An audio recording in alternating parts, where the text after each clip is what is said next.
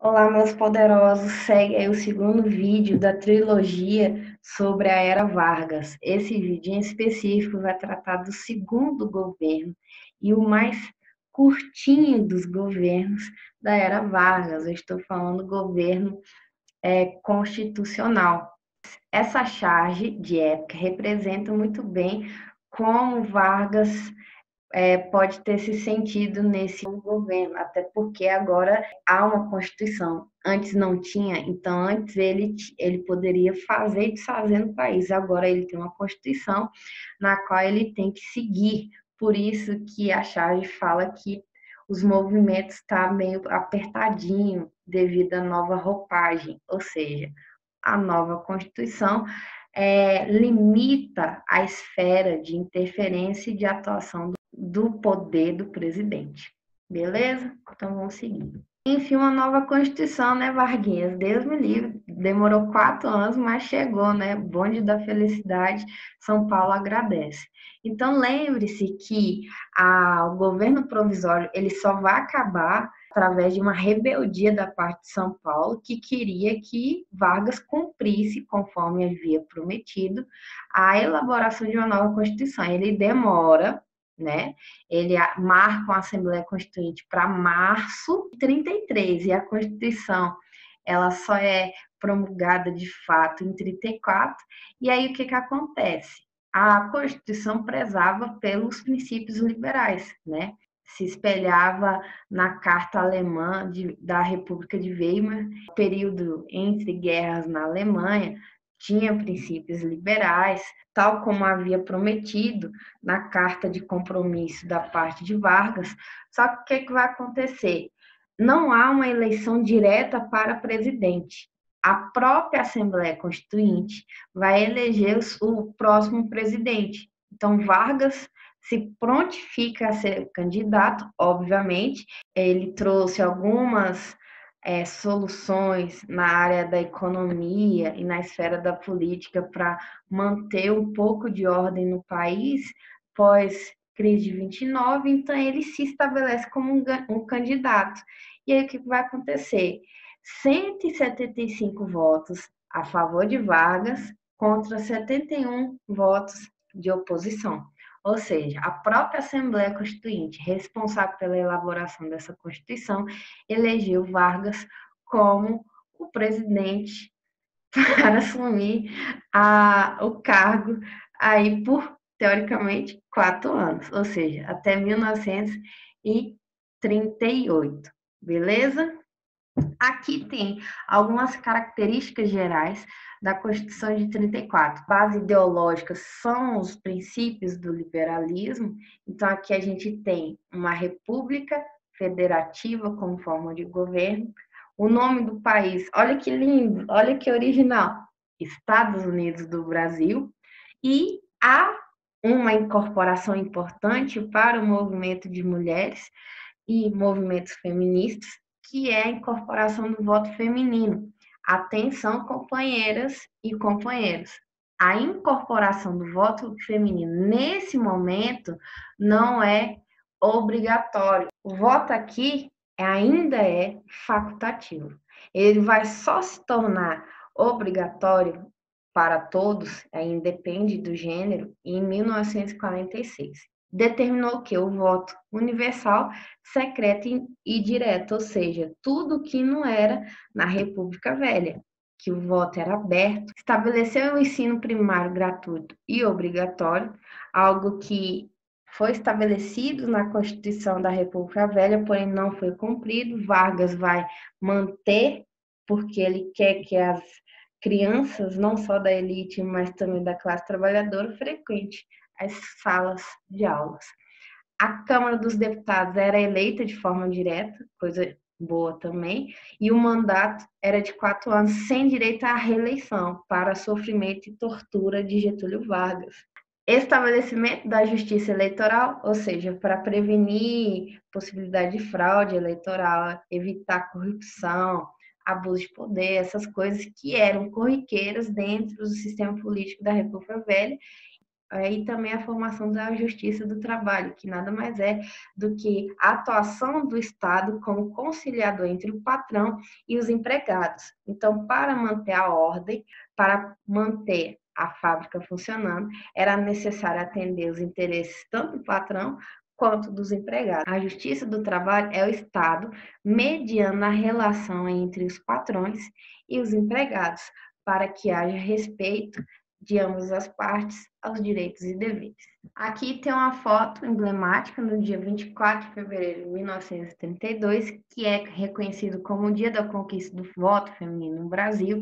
É bom lembrar que o Brasil está entre outros tantos outros países na época que estavam lutando para a ampla participação das mulheres na vida política. A gente tem o dia de 8 de março como referência na luta das mulheres, não só pelo voto, mas pelas melhores condições de vida para todas as mulheres. A referência ao 8 de março foi uma greve realizada por tecelãs russas, dia 23 de fevereiro de 1917. Lembre-se que a Rússia ela tinha um calendário gregoriano, que no caso no ocidental foi dia 8 de março de 1917. Posteriormente, uma conferência internacional de mulheres elegeu dia 8 de março como a data oficial. Aqui tem Almerinda Farias Gama, que foi uma das primeiras deputadas eleitas nessa nova arena de possibilidade de imersão, não só pelo voto, mas também da participação ativa de mulheres como candidatas em vários setores e cargos da política, e ela está aqui representando o sindicato muito apreciado na época, era dos datilográficos. Aí vocês novinhos do Facebook, do Zap, não sabem o que é isso. Mas digitar não tinha como apagar, né, irmãos? Então essa é a fase onde a digitação tinha que ser perfeita do início ao fim. Então, aqui também há uma reforma política muito importante, a participação de camadas sociais ou organizações sociais ou setores da sociedade que não tinha representação de classe, agora eles vão ter. O que é representação de classe? É ter alguém da sua esfera de trabalho atuando na vida política. Uma das coisas muito importantes, e Vargas vai explorar isso muito, os anos 30 é o auge dos meios de comunicação de massa, para atingir o público de uma forma muito mais próxima, cativante. E Vargas vai fazer isso. Vargas não vai inventar isso, gente. Estados totalitários já faziam isso, usavam os meios de comunicação para comunicar com a grande massa, que boa parte ainda não tinha alfabetização. Vargas sabe que o Brasil ainda não tem altos índices de alfabetização, que poucos sabem ler, então rádio passa a ser usado como forma de mediar o contato do presidente com a população. Posteriormente, o cinema. Então, assim, imagine você tomando um chazinho no final da tarde, ouvindo a Hora do Brasil. Então, Vargas, ele vai ser o primeiro presidente que vai entrar nas casas das famílias, seja na cidade ou no interior, porque você só precisa do rádio. Você não precisa ir lá no centro do coração administrativo do país, lá no Rio de Janeiro, para ouvi-lo. Ele fala com você através do rádio, então é uma forma de aproximação da figura maior do Estado, que é o presidente, com a população. E isso caracteriza muito essa fase de 1930 dos governos populistas. Muita gente vai imitar o que Vargas está fazendo, assim como usar o cinema. O cinema, gente, se hoje você come a pipoca todo dia no trailer, nessa época aqui você come a pipoca todinha enquanto passa uma tarde ou uma manhã da rotina de Vargas. Tipo, ele na varanda lá, tomando chimarrão e fumando charuto, conversando e abraçando criança. É isso que eles vão fazer, velho. Aí mostra, poxa, Vargas é tipo gente como a gente, ele anda a cavalo. Que coisa, né? Década de 30, quem é que tem carro? Pouca gente. Quem é que tem cavalo também? Mas não sei de nada. Pô, ele anda a cavalo, pô, ele faz isso, eu faço isso também. Ah, eu leio esse jornal. Então, assim, é uma forma de você se tornar mais próximo e afetuoso à figura do presidente. Uma coisa para se entender, não só era Vargas, mas todo o governo, todos o governo. Há atuações macrosociais que interferem na formação da nossa sociedade, da nossa economia. Então, a gente tem que estudar a história do Brasil fazendo esses links. Então, assim, estudar o fim da República Velha tendo ciência que a crise de 29 está diretamente relacionada a isso. Então, veja que é uma situação macrosocial, crise de 29 lá nos Estados Unidos, levou a um declínio e uma crise de um regime e uma ascensão de uma nova forma de república. Pelo menos é isso que dizem as pessoas que fizeram o movimento de 30. E no caso do governo constitucional, a gente tem a ascensão de duas formas de governo que vão interferir diretamente nesse período da nossa história. Eu estou falando da ascensão do fascismo com Mussolini na Itália e do nazismo na Alemanha com Hitler. O que eles representam? Eles representam uma resposta a duas situações macro-sociais na Itália e na Alemanha. Lá na Rússia estourou a Revolução Russa, ou seja, foi implantado o primeiro Estado socialista no mundo, que prega o fim do capitalismo. E do outro lado do Atlântico, a gente teve a crise do liberalismo, a queda da Bolsa de Valores de Nova York, ou seja, onde era o coração do liberalismo, vai quebrar. Tanto o fascismo quanto o nazismo, eles eram antiliberais. Por quê? Olha lá o que aconteceu nos Estados Unidos. Se a gente deixar a economia livre da intervenção do Estado, ela não vai crescer. Ela pode quebrar como quebrou em 29. Isso não significa que eles são contra o capital. Não é isso.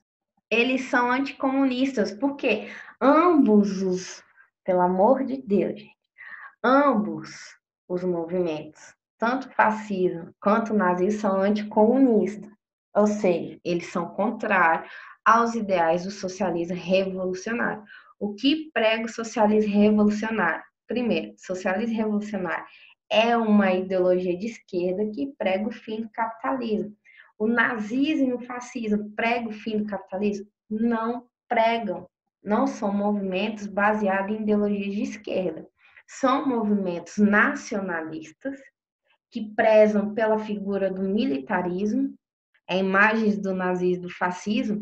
Se vocês forem ver, boa parte dos cargos de alta confiança desses dois carinhas aí, as pessoas usam uniformes militares, mesmo não tendo nenhum histórico de vida militar, como esses dois cidadãos aí. E o racismo também, principalmente aquilo que não é ariano, no caso do nazismo e o fascismo, a gente tem um racismo muito forte a povos mouros, né, a ciganos, assim, que não são frutos do Império Romano. Então, enquanto a Alemanha vai construir uma ideia de supremacia ariana, calcada em ideais germânicos, medievais, fundantes do que ele diz Terceiro Reich, né, que é isso aqui que é a Alemanha, o resto é tudo invasores do território alemão.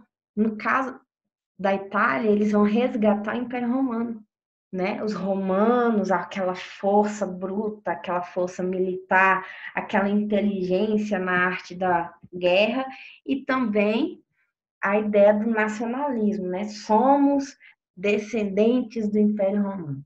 Então é isso aí que eu coloquei aqui ao lado, são algumas características dos dois movimentos. Os dois movimentos serão espelhos referência para outras organizações ao redor do mundo.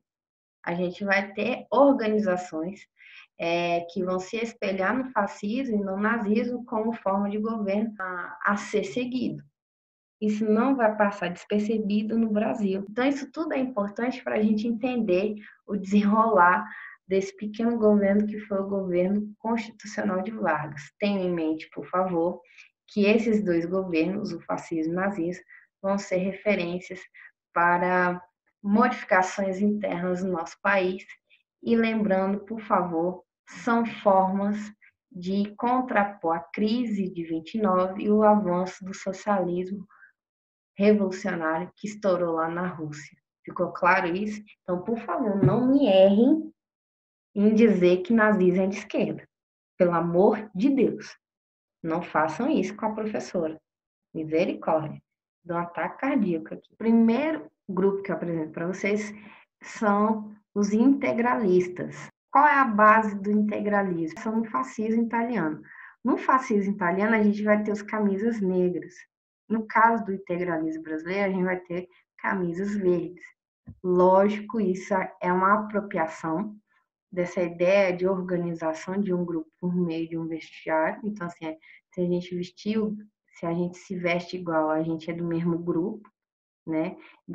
Cria essa ideia de identidade coletiva tão necessária em grupos fascistas e eles vão criando símbolos que representam essa ideia de que unidos somos mais fortes. É um movimento que não tem uma clara crítica ao governo de Vargas. O que eles querem, a princípio, é reunir vários setores da sociedade em um grupo só.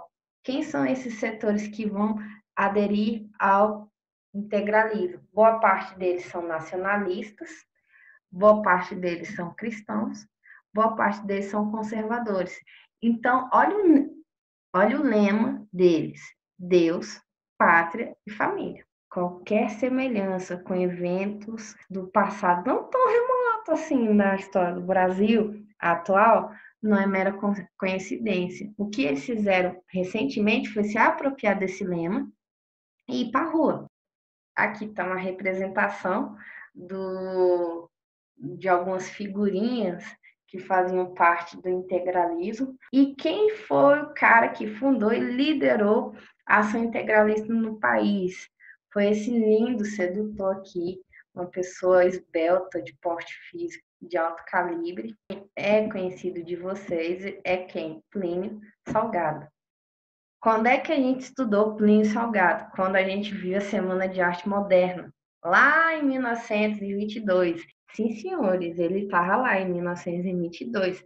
Ele era um dos artistas que vai criar a escola da ANTA, uma escola de caráter nacionalista, patriota, cujas bases ideais são ideias da direita, principalmente inspirada no fascismo italiano.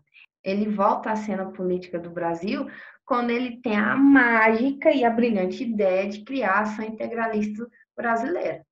E como ele era um artista e conhecedor da estética, ele vai literalmente se espelhar na estética das camisas pretas e montar um vestimento, né, um uniforme para os integralistas, de acordo, evidentemente, com as cores da bandeira do Brasil. Afinal de contas, os integralistas são nacionalistas, são contra o comunismo, já que a base dele é o fascismo, e contra o liberalismo. Percebo que saber a base da organização política deles dá para vocês entenderem um pouco esse. Aqui, eles não tinham um programa de pautas claras e objetivos contra o governo de Vargas. Eles tinham um desejo de fazer um clube do Bolinha. E deu certo, né? Olha aqui o clube do Bolinha, deu muito certo, principalmente na ala conservadora cristã do país. E eles conseguem sobreviver ao governo constitucional sem sofrer nenhum tipo de censura por parte do governo. Vargas não vai censurá-los. Acha bonitinho eles de verdinho. Não sei se vocês sabem, mas o apelido que o pessoal que não era integralista dava a eles era de galinho. Só para vocês terem ideia, a chacota que eles sofriam, tadinha.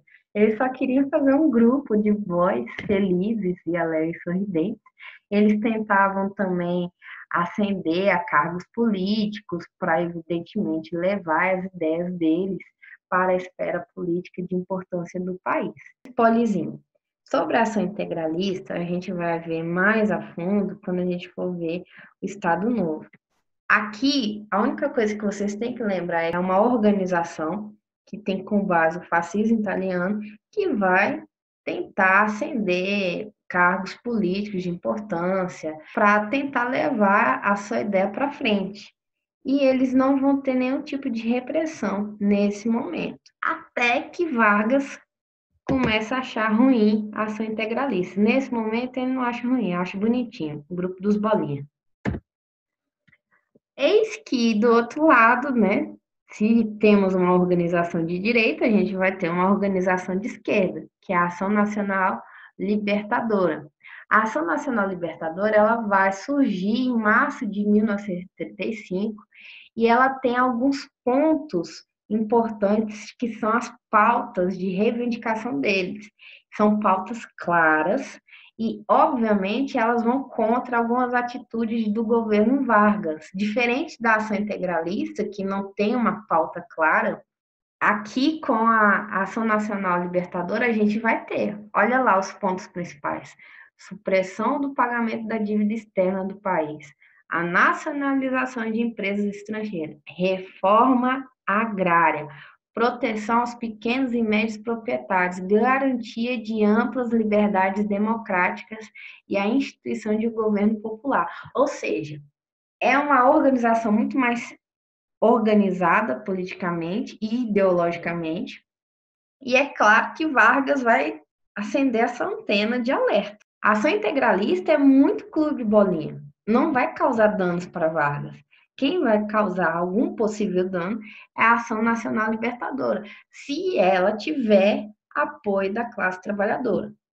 Esse "se" é que torna toda a história problemática, porque a Ação Nacional Libertadora, ela tinha como base a Revolução Russa. Aí pensa comigo, quem é a ideologia da Revolução Russa? O socialismo científico. Qual é o preceito socialista científico? Dar fim ao sistema capitalista. Assim que foi fundado e assim que apresentou seu programa de pautas, a Ação Nacional Libertadora foi logo colocada na ilegalidade, sofreu repressão, sofreu censura. E olha lá o lema deles: pão, terra e liberdade. Opa, qual é o lema da Revolução Russa? Paz, pão e terra. Qual é o lema da Ação Nacional Libertadora? Pão, terra e liberdade. Não tem paz porque o Brasil não tem guerra. Pão, porque boa parte da população brasileira ainda está na situação de extrema pobreza, à mercê da fome, então eles queriam acesso a alimento para todos. Terra, porque boa parte do que foi prometido aos camponeses de ter acesso democrático à terra, não teve. Escuta aqui a sua professora, e eu vi falando isso, a esfera de atuação de direitos que menos passa no nosso Congresso, historicamente, estão relacionados à terra, à posse de terra. Toda vez que tem um projeto político que toque na esfera da terra, sempre vai barrar ou vai demorar. No caso de Vargas, ele tinha prometido, lembre-se disso, de ajudar o pequeno proprietário, ter acesso democrático à terra, estabelecimento de direitos e tal. E ele vai fazer isso? Não, aí o que, que eles vão querer? Terra, através do quê? Da reforma agrária.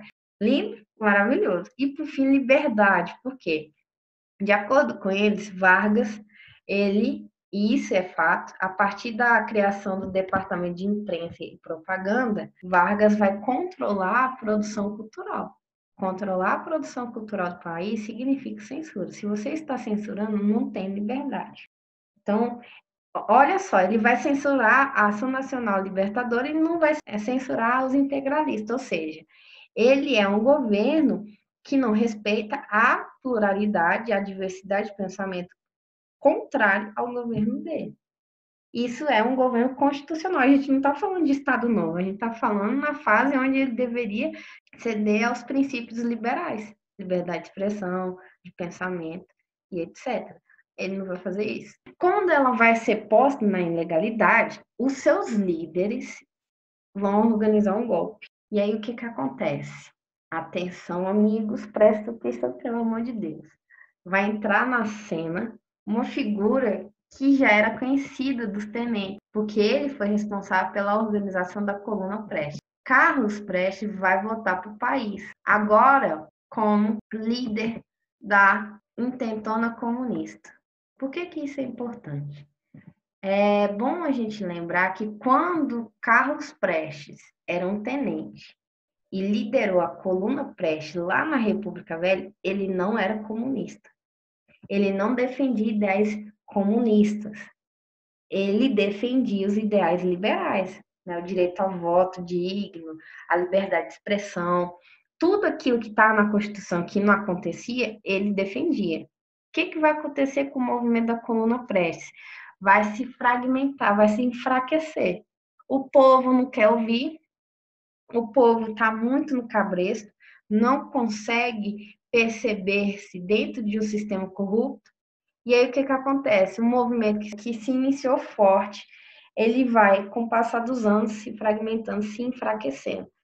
Alguns dos seus líderes, como é o caso do Carlos Prestes, ele vai fugir para fora do país, ele vai para a Bolívia. E lá na Bolívia, ele vai ganhar o primeiro livro de Karl Marx, de um dos representantes do Partido Comunista Brasileiro, que ajudou no processo de fuga de alguns líderes dos tenentes.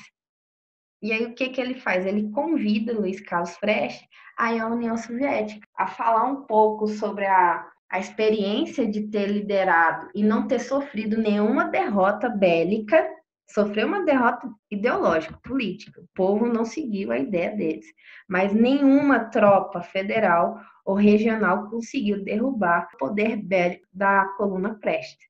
Então, é essa história dele ser o líder da Coluna Prestes faz com que ele aceite o convite do Partido Comunista Brasileiro e vá para a União Soviética. Quando a Ação Nacional Libertadora é criada, ele não está no Brasil, ele não faz parte dos seus líderes originários, ele é o líder de honra.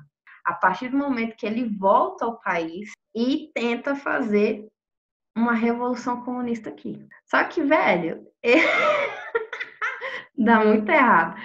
Aí o que acontece? Ele estava sendo procurado desde o final da República Velha, quando acendeu Vargas, ainda mantinha a figura dele como a procurada, ele ainda era procurado mesmo dentro do governo de Vargas. E aí, para voltar para o território brasileiro, ele precisava de toda uma artimanha e de uma assistência mesmo, né, de segurança e tudo mais. E quem vai fazer isso é a Olga Benário. Por que Olga Benário? A Olga Benário, ela era uma militante do Partido Comunista Alemão. Ela vai ir para a União Soviética, vai ter um treinamento bélico, vai ser uma grande militante dentro do Partido Comunista, e aí foi incumbida de fazer a segurança de Luiz Carlos Prestes de Moscou até o Brasil. E aí ele se apaixona no meio do caminho. Carlos Prestes só se torna comunista só depois que ele vai para a União Soviética. Isso só foi possível no fim da Coluna Prestes. De boa? Aqui ele vai retornar ao país e o objetivo dele é o seguinte: a minha força armada vai ser os tenentes. Eu fui líder deles lá em 1924 até 27 por aí. Eu acho que eu consigo agrupá-los em uma força bélica forte e ter o apoio deles para destituir o governo de Vargas. Qual o problema da tese dele? Vamos a ela. Por que a intentona comunista não fez nem cosquinha no pé de Vargas? Vamos entender isso. A intentona já nasceu fracassada. Primeira coisa, ela não era revolucionária, para vocês entenderem. Para ser uma revolução socialista revolucionária, tinha que ter o apoio da classe trabalhadora, porque de acordo com a teoria do socialismo científico, quem é o motor da história? A classe trabalhadora. Quem é que tinha que estar à frente do movimento para dar certo? A classe trabalhadora. A classe trabalhadora estava junto com a Ação Nacional Libertadora? Não. Alguns poucos intelectuais e alguns médios militares, principalmente alguns ex-tenentes. E aí o que vai acontecer?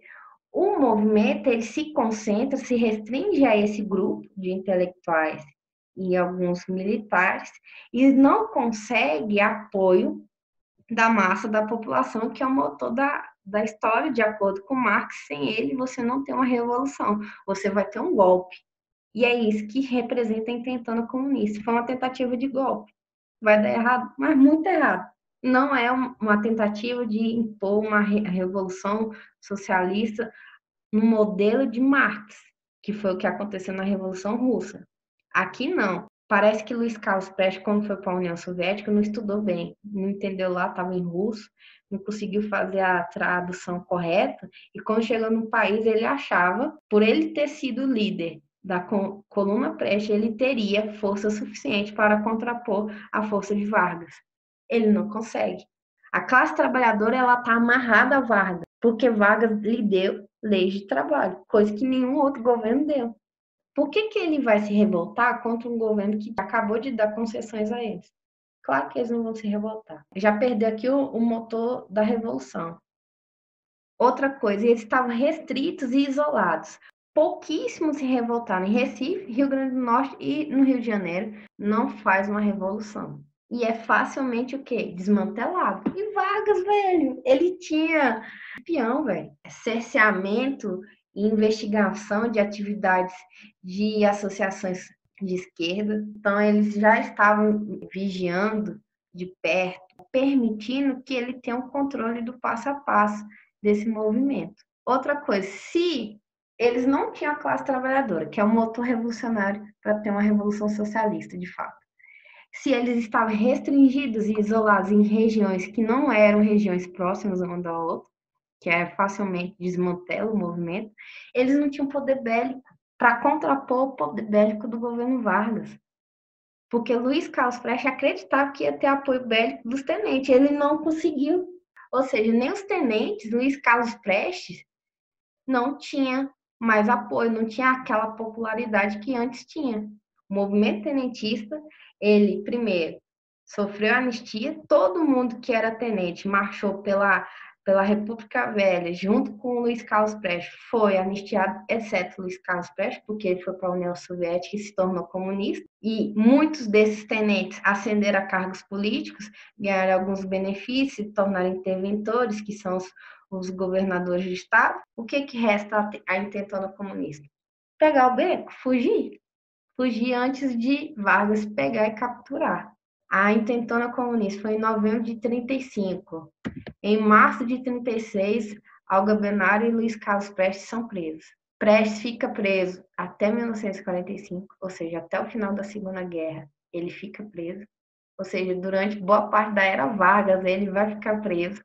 E Olga Benário, por ser alemã, por ser comunista, ela foi deportada para o seu país de origem, a Alemanha. Só que tem um problema. Há uma ilegalidade nessa deportação. Ela estava grávida. Sendo assim, ela deveria ficar no país, porque ela estava grávida de um brasileiro. Sua filha era uma brasileira. Então, a deportação seria ilegal. Porém, a ordem da deportação partiu do Superior Tribunal Federal, dia 23 de setembro de 1936, e mesmo assim ela foi para a Alemanha nazista. 1936, a gente está no auge do nazismo. É antes da Segunda Guerra, porque a Segunda Guerra oficialmente é declarada em 1939, a gente está no auge do governo de Hitler.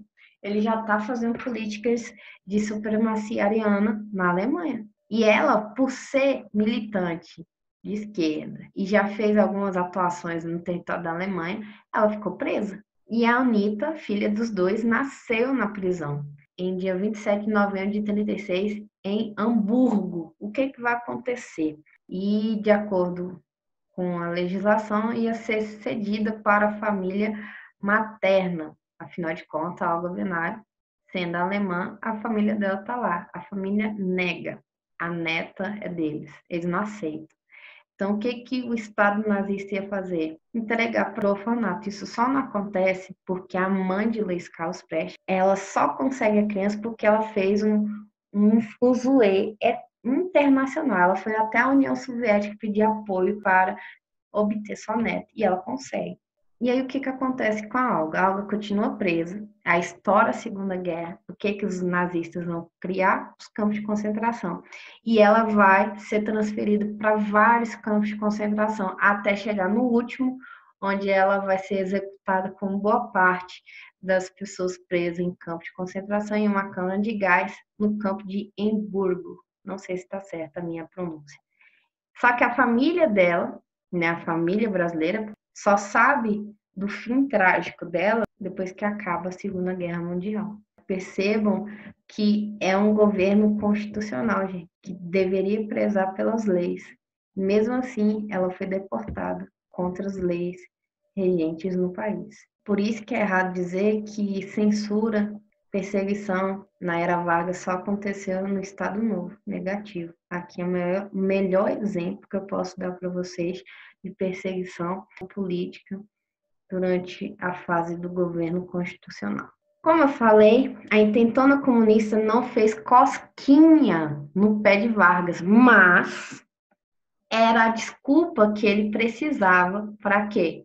Decretar estado de sítio, alegando que o comunismo é uma grande ameaça para o governo, para o Brasil. Ele vai reprimir todas as atividades de esquerda a partir de 1936. Ele até vai criar uma Comissão Nacional da Repressão ao Comunismo, gente. Então não vem com essa não também, irmãos, por favor, não marca professor de vocês falando que nazismo é de esquerda e Getúlio Vargas é de esquerda. Pelo amor de Deus, não faz isso com a professora de vocês não, senão eu vou morrer. Então ele usou a intentona comunista para aumentar a repressão, para instituir estado de sítio e remodelar a Constituição. Porque, veja bem, ele fala assim, a Constituição de 34, ela não dá plenos poderes do que eu preciso ter para controlar e lutar contra a ameaça comunista. Eu preciso de ter mais poder na minha mão. E aí ele apresenta uma proposta de Constituição, que é a proposta de Constituição de 37. Assim que ela é aprovada, dá fim ao governo constitucional início do Estado Novo, por meio dessa artimanha de Vargas e um outro negócio chamado Plano Cohen. Mas não vou falar dele agora, quando a gente vê a terceira e última fase da Era Vargas, beleza? Então percebam que a ameaça comunista que Vargas diz que tinha, não tinha, foi criação dele, para o quê? Concentrar mais poder na sua mão. E concentrar mais poder na sua mão significa mudar a Constituição brasileira. Beleza? Então aí, bom estudo para vocês. Façam os esquemas necessários para aprofundamento dos conteúdos abordados aqui de forma norteadora. Beijo, até o próximo vídeo.